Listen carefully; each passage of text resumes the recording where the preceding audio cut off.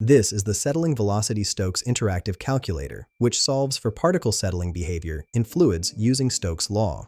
The calculator has a calculation mode drop-down menu with 6 options.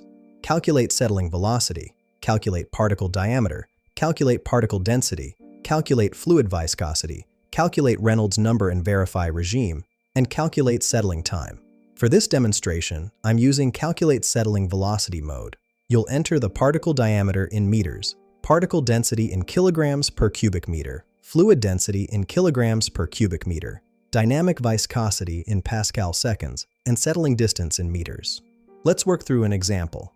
I'll input a particle diameter of 0.001 meters, particle density of 2650 kilograms per cubic meter, fluid density of 1000 kilograms per cubic meter, dynamic viscosity of 0.001 Pascal seconds, and settling distance of 3 meters. After clicking Calculate, the results show a settling velocity of 8.9925 e 3 meters per second, which equals 8.9925 millimeters per second. The Reynolds number is 0.8992, and the flow regime indicates transitional with Stokes approximate. The validation message confirms Stokes' law applies for Reynolds numbers less than 1.